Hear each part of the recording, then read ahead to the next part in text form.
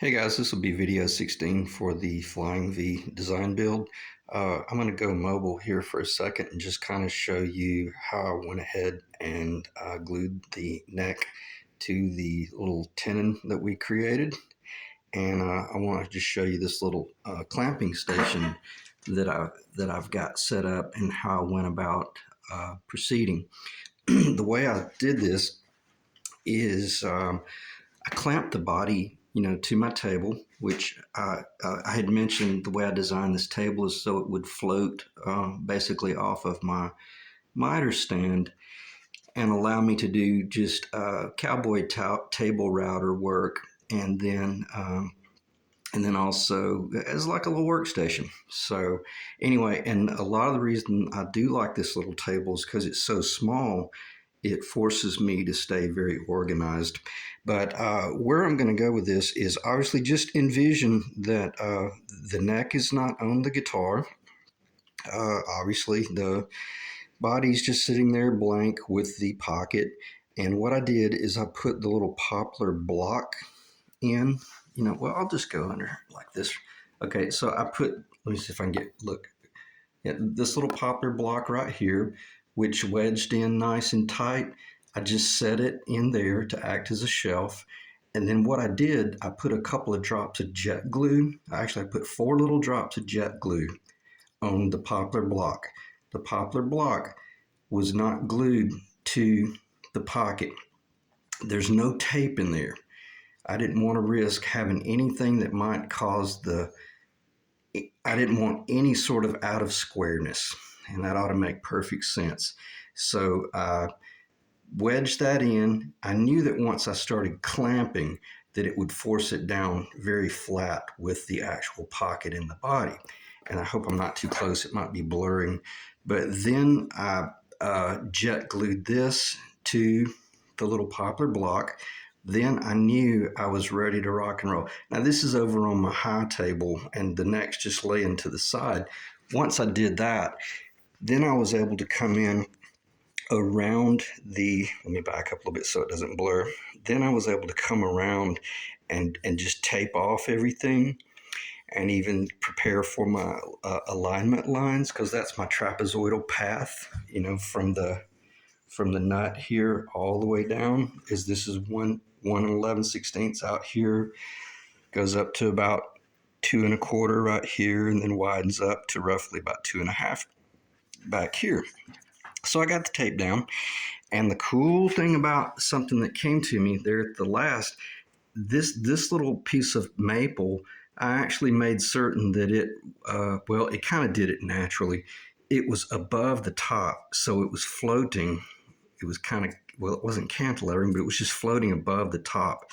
And I thought that's even better, because if there is epoxy squeeze out, it won't risk smearing out and just gluing to the body. So, all right, what was next?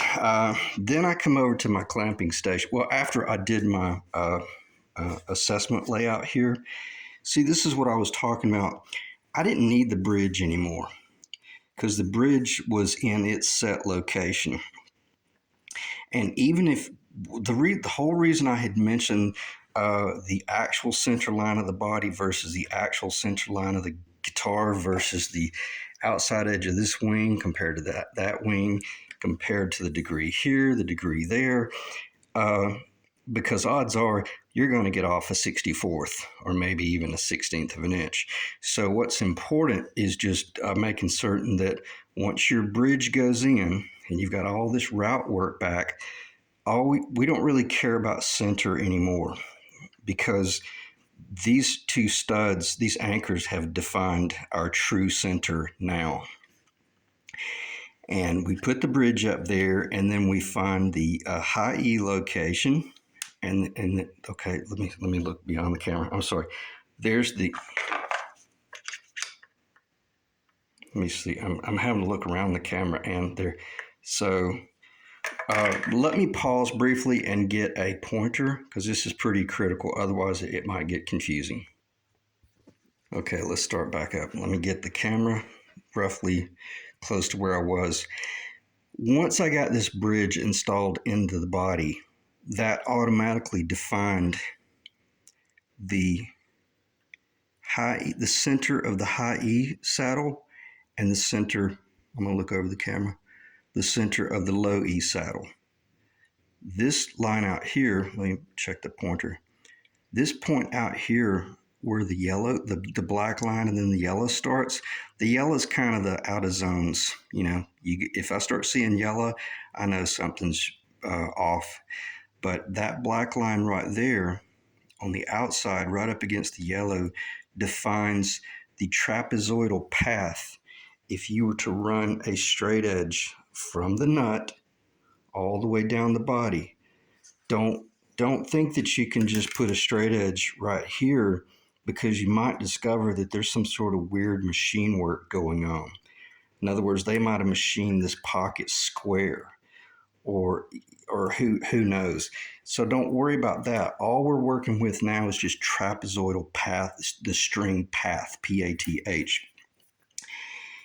And what this point right here defines is the outside trapezoidal path of the edge of the fretboard on the bass side, the outside edge of the fretboard on the treble side.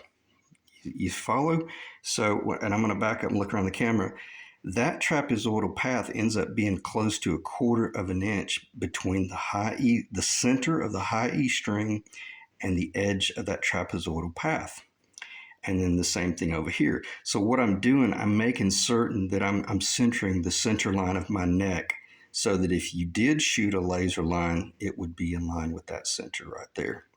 So that might be a little bit long-winded, but there's a little bit more engineering going on here than just doing this whole cowboy glue up thing, because all we care about is once we put tight pressure on the strings, we know that those strings are going to be straight, and we want to know where is the string path of those strings going to follow. Sorry, I got off a little bit there. Where is the path of these strings going to follow, in relation to the neck? And are we going to get cocked and crazy, or are we going to keep it straight? So that should make perfect sense. And if anything, be extremely elementary. So once I had that right there, and believe it or not, how did I achieve these lines? I just clamped the neck up there dry before I epoxy glued it in, and I used the neck with a straight edge. And here's the trickery. You always want to do this. Always use a C-clamp. Let me back up. There was almost no pressure on this at all, okay? If you start putting pressure on, well, let me back up. I'm still dry. So yes, you can use just one single C-clamp, and this allows me to drive I could put a 2x2 board up there if I wanted to. I just want to make certain that I'm able to draw a straight line up here on the tape. And if you get too tight with your clamp, first off, you can't visually look down it. And secondly, you can't get a straight edge down there, which straight edges are true. Okay, what was next? After I put that up there dry, and then I truly knew, I've got it. That's if I could just magically, glue that neck in place. That's where I want it. Then make your straight lines with a pen, a felt tip pen, or either a ballpoint pen. And then what? After you do that, then you're ready to pull it out of the clamp, pull the single clamp off. And then if you were really smart while you were doing all this laid up, you went ahead and mixed up your 24-hour epoxy, and it's sitting there kicking for a good, 10 minutes or so. And then you know that you're ready to glue together. All right, let's see, what would be next? After that, then you just apply your epoxy, and you don't put any clamps on there. You probably won't do any clamping for a good 10 to 15 minutes. You're just going to want to stand here and maybe just have just a ginger amount of clamping pressure with something like that. I'm looking through the camera and it almost makes you seasick. But imagine this little board is not there, and then you're able to just put this clamp up on the neck and give it just a little bit of ginger clamp, just to kind of, so that if you sneeze, you don't drop the neck on the floor. So, and I always keep carpet under my workstation wherever I'm at. Sorry about the jumpiness there, but and then you just stand there. You stand there for about 10 or 15 minutes and you just kind of hold it, and you think about, maybe, was this the right thing to do, or could I have done it differently? And I'm glad I thought of that off the cuff, because originally I came up here after I defined those lines and I clamped this real nice straight edge here. And I was thinking, well, I'll just put the neck up there and then I can just clamp the neck to that straight edge. But it ran the risk of having something happen that I couldn't see. And then once that epoxy dries, it's dry. And you'll be reshaping the tenon to get it to fit into the body. So it was easier for me to just sit here and just hold it by hand. Let me back up a little bit, because right here, you have to keep in mind, I was running this binding up under the neck location, and I'm splitting hairs, because if anything, I could have carried that binding in about another, um, what would the thousandths be? I don't know what the thousandths would be. I could have gone in about another 20 thousandths and been fine. But the worst thing that I could have done was gone in too deep, and then it would have been a mess. So what I'm saying is, I wanted to keep an eye on this little ledge right here. See, this is 2 1/4. I'm sorry, I may be too close, maybe blurry as hell. This is 2 1/4 inch wide. This is right at just over 2 3/16 of an inch. So I knew there was going to be a little bit of fingernail catch right there. And that's cool, because that allowed me to monitor what was going on. So anyway, I really just wanted to shoot from the cuff here on this initial part of the video, and talk about, how you set up to do the epoxy. And again, this is why I like working with the epoxy, because it gave me plenty of time to just really stand there and think, and then start experimenting with different clamps. And then I'd put a little bit more clamping pressure on it. Man, it'd be like a snow ski slope. It'd start sliding all over the place, and then I'd have to back off. Um, let's see what then. And then, yeah, just then after about 15 minutes, it starts to really kind of begin to set, not kick. It starts to really set, and you can feel it. And by then, maybe you put just one clamp up here with the block. And I'm telling you right now, that's just wrist pressure. I can still turn that with just my fingers. That's not even wrist pressure. That's just finger pressure. So it didn't require a lot, because if you clamp too much, it would just start going crazy. So there you have it. I'm going to pause the video, and then we'll go over to the high table, and in real time, I'll break this thing apart, and we'll see just how easily it comes apart. So let me pause. Okay, let's finish out our discussion about the neck join. Um, this is a little drop from a piece of 3/16 inch plywood, and this is a little faux leather. I build custom cases as well, so this is just a little medallion that I made up for primarily for that right there, and that way I can guarantee that I don't risk damaging my surface.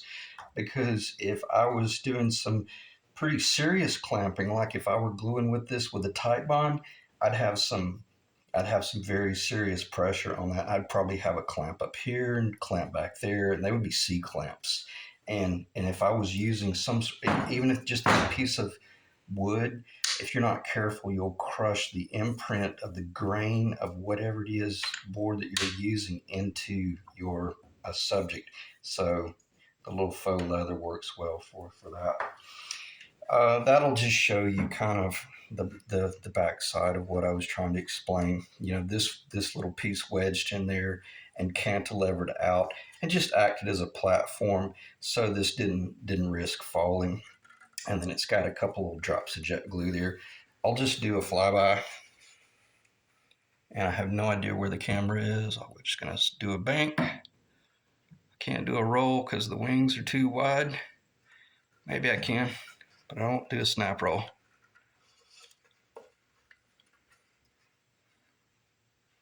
I hope that's showing up okay. The guitar's so big I can't really see the camera. I'm just kind of guessing at where it might actually be, and then I'll do this. The cool thing about this is it would allow you to pause. And I'm sorry if I'm in the camera getting loud as hell. Just turn the volume down. I'll do because I'm trying to look in the camera and document what it is that I'm or narrate what it is that's actually in front of you. But you could look at that and get an idea of, well, why didn't you just do this or why didn't you just do that? Well, there's about three different ways you could have done this. I like doing this because it's kind of idiot proof. And in the event I'm getting wound up about something that happened or a mistake that I found, it makes it real simple and I'm not having to think. So let's see if it'll break loose. Yeah, pretty cool. Real time. And there's our subject. Did we damage anything? No, it's good. Let's get this tape off. And I'll just let the camera roll. Well, I'll do, you can see, obviously, I didn't risk any epoxy. No epoxy risk getting on the body. There's a straight line. There's the old center line. The question might be, would I need these lines again? I'm going to leave these on here because if I decide that, yeah, I think I'm going to go ahead and route for a pickup, well, I'll tell you what, never mind.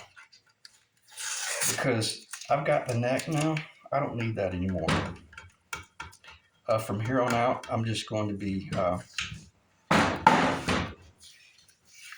I want you guys to see how well the jet glue, and I did put a little bit of saddle soap on the tape, but not much. I didn't really have to. I'll leave the layout up there because we might discuss it just a little bit more. But the nice thing about this tape is you can very quickly go into the next stage and not have to worry about repairing something that you might have damaged right there. Bear with me for a second. I'll get this cleaned up. I hate, if I'm going to clean something up, I like it to be truly clean before I start showing it. All right, let's look at it one more time.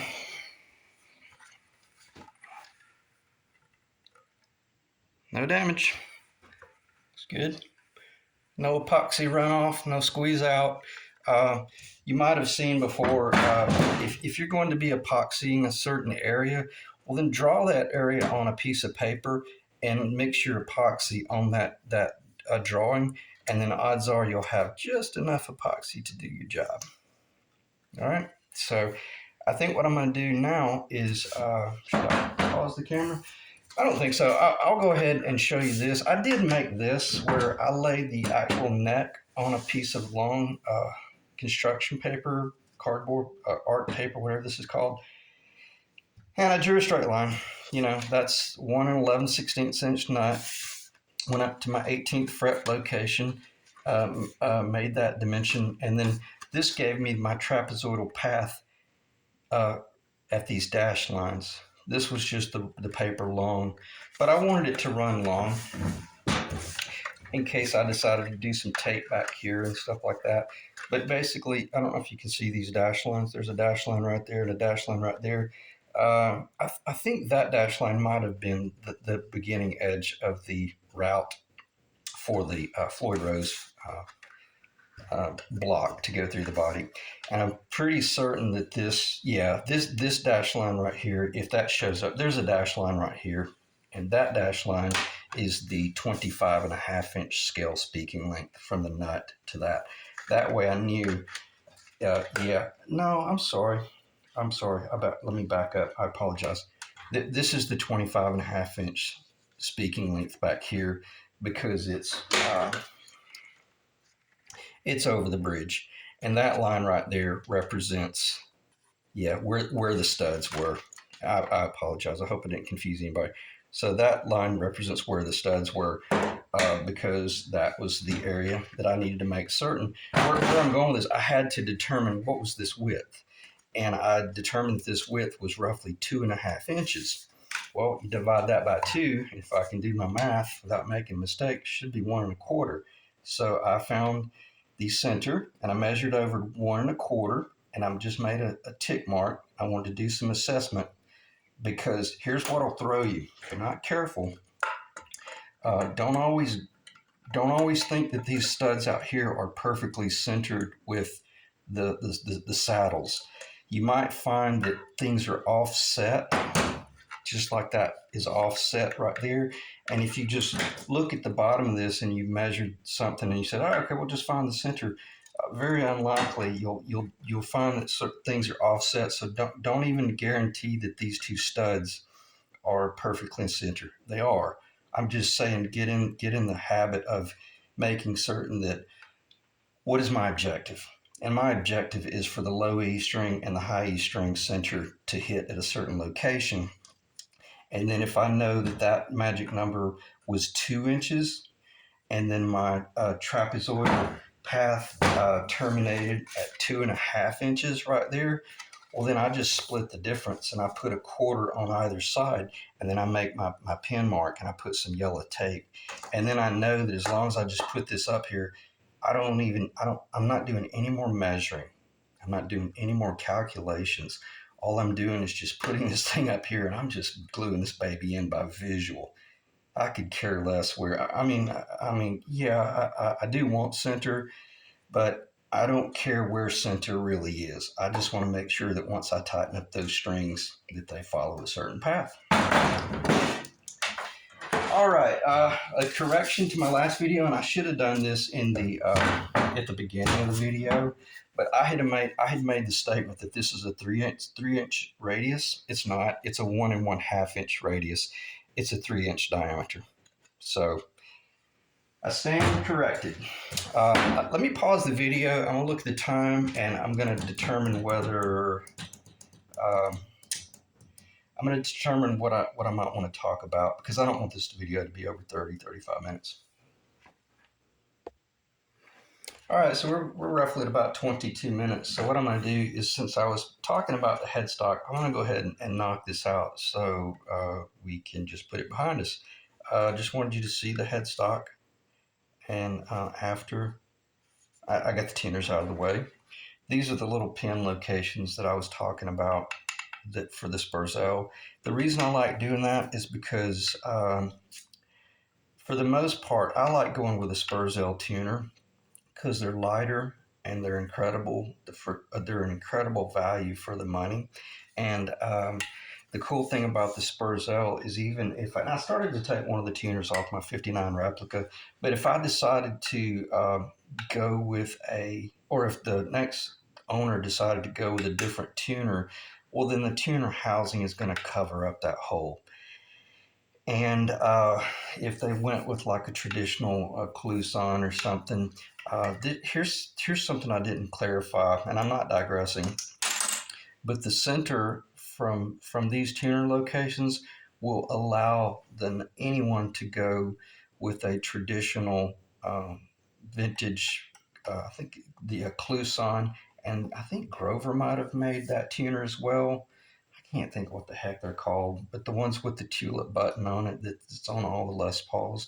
So if I had have gotten these tuner locations any tighter, those tuner housings would have started clashing and bumping into one another. So those distances I gave you will pretty much allow you to go with any tuner you want. But because this is such a petite headstock, if you go beyond, let me see if I can find the tuner.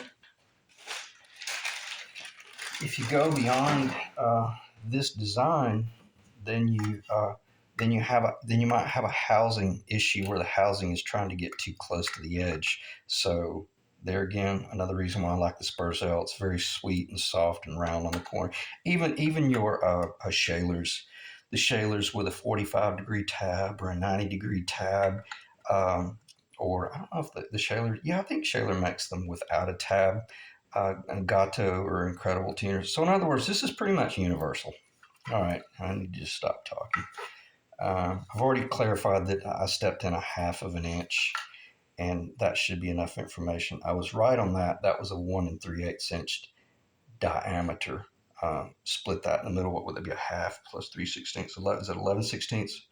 11/16 radius, but check my math on that. And there you have it. All right, let's stop talking about the headstock and let me show you what would happen next. You're sitting here looking at this conglomerate of stuff. You want to turn the volume down. I bumped a lot. Turn your volume down if you want to be safe, or if you're wearing earbuds, I'll give you time to maybe get them out of your ears. All I'm going to do, I'm going to take a couple of quick pops and break any glue loose. So just, are you ready? 3, 2, 1. And that should break anything loose. Now, put your neck on a surface, and then it'll turn loose. And it turned loose good enough. So that's pretty much our neck. And man, it feels good. Let's look at it from a balance standpoint. This will be really interesting trivia. I'm curious as well, because this is something I've never seen anyone do. Let's do a pure weight balance, and let's determine where the weight is of this neck before we do any machining. I want to see if I can get it to float. Yeah, this is without tuners on it.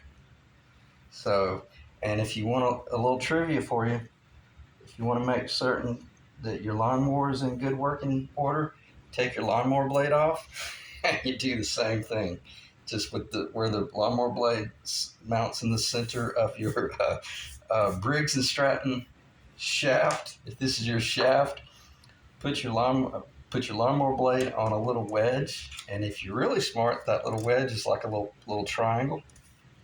And then you start sharpening your blade until that blade starts getting perfectly sharp and perfectly balanced, and you will save your little lawnmower and you'll cut grass much quicker. All right, so back to guitars. So that gives us an idea of where the center, the balance of this weight is. So it would be 3, 5, 7. We are at the 7th fret. So lucky 7 is the balance before we take that mass off. And that'll be interesting to compare that to some other necks, because I guarantee you, if this was a traditional headstock, and I don't know if that's in the camera, yeah, that is the headstock. If this is a traditional headstock, it's much heavier, and that balance point might hit at the 6th fret. You see my whole reasoning for designing this guitar.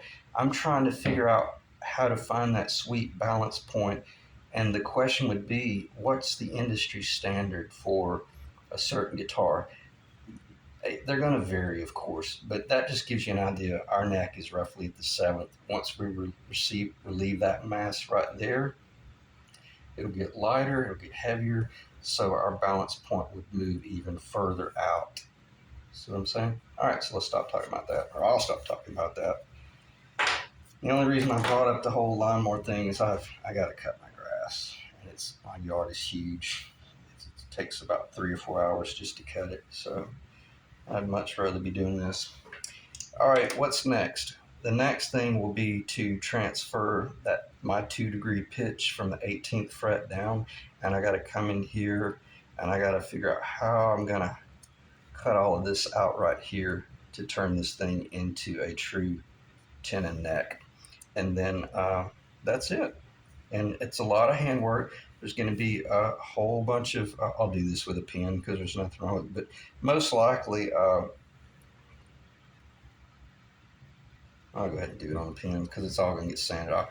That's probably what I'm going to be, I'm going to be moving the curvature down a little bit, and that's roughly what I'm going to be cutting off, because this is going to be about 5/8 of an inch across here, and then basically my heel is going to look something like this. I'm just going to do this rough. Let me just draw it so I don't make it look like a 3rd grader. So basically, I'm going to be cutting all this off, all that mass. So that's what I meant by the weight and the balance. It's even less weight, and we should be good to go. All right, I don't think there's really anything else I want to talk about, because I would just be rambling and it would be a waste of your time, and I don't want to do that. I appreciate you guys staying in the ring, and let's see what time it is. We're at 29 minutes and 56 seconds. I'm going to see if I can shut this off. Just barely over 30 minutes. All right. Thanks, guys.